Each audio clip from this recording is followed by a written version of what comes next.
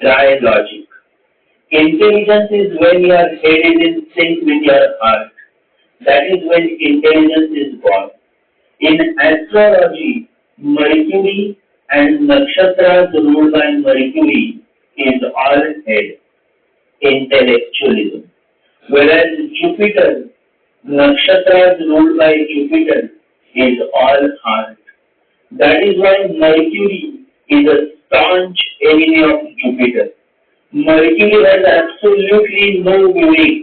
Vivek means the sense of righteousness. Mercury is just dry logic, calculative logic that is happy to count money, earn money, debate, and gather all sorts of information from all around the world to which it assumes as knowledge. And so all these so-called pundits and PhD holders are primarily ruled by Mercury. They usually have more planets in contact with Mercury, either through house, nakshatra, aspect, or conjunction. However, that is not enough.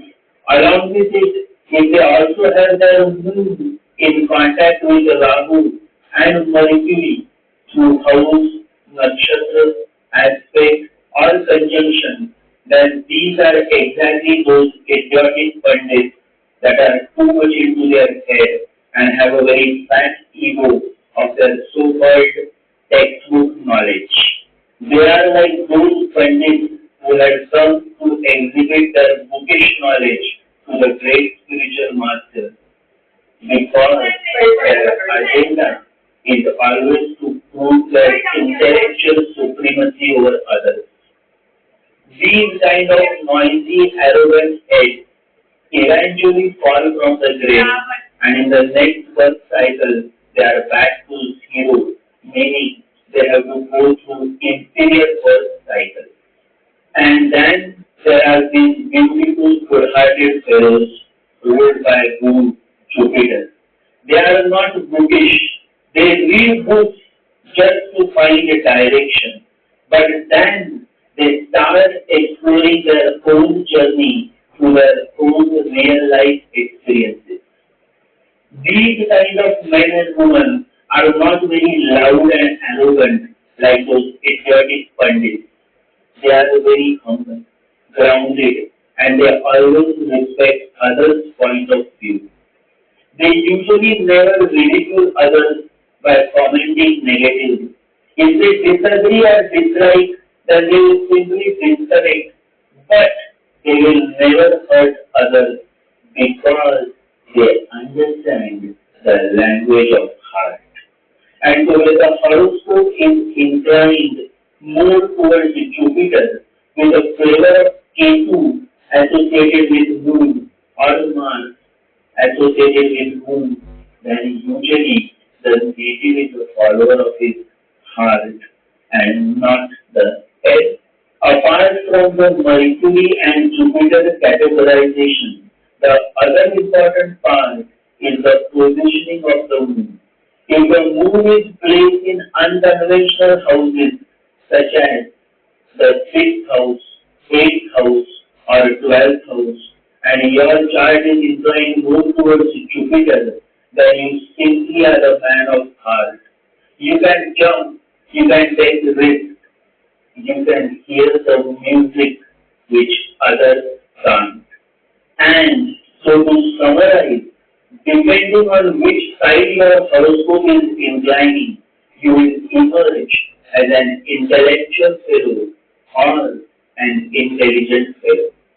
If your horoscope is inclining more towards Mercury, Rahu, Venus, or Saturn, then you are a typically intellectual fellow, good money, but is always trapped in his head, dry logic and calculation.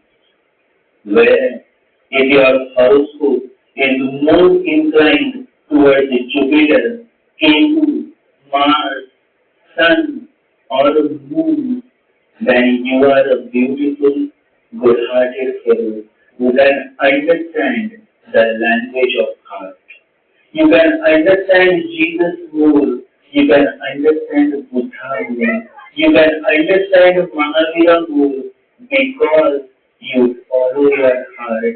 You are more focused on your heart. You listen to the voice of your heart. You are less in your head and more in your heart. You are a man who would not hesitate to say those three magical words spontaneously. I love you. Because love is spontaneous. You never know when you fall in love. But a typical intellectual, logical person will say, I think I love you. Now what is there to think? Either you love or you don't love. But that is how an intellectual, logical fellow is. And so these people may earn millions of dollars through their intellectualism. But they are dry like those arid desert lands. And then you have those juicy fellows. They dance, they sing, they are very natural. And God comes to such fellows.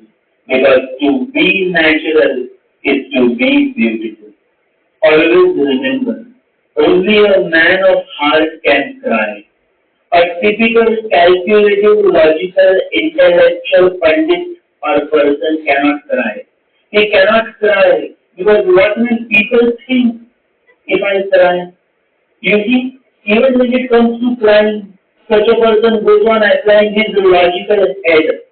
But a man of heart is just like a candle. He melts, he cries, and his crying is spontaneous. He never thinks at all. He simply expresses his innermost feelings through his tears. Always remember, never be ashamed of your tears. Be proud that you are still natural.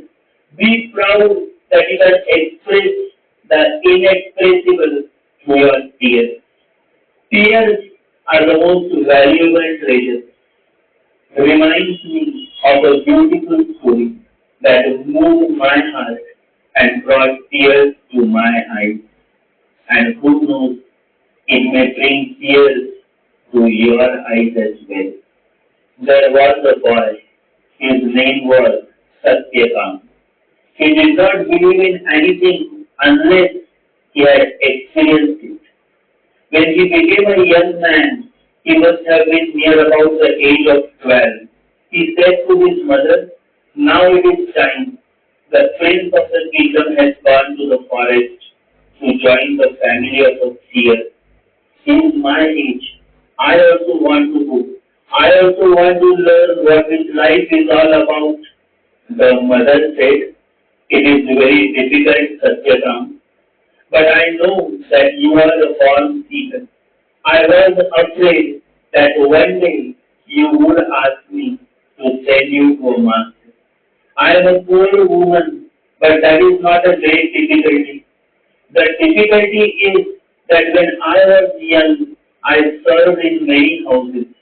I was poor, but I was beautiful. I don't know who your father is, and if I send you to a master, you are going to be asked what the name of your father is. And I am afraid they may reject you. But there is no harm in making an effort. You go and tell the truth in the same way I have told you the truth.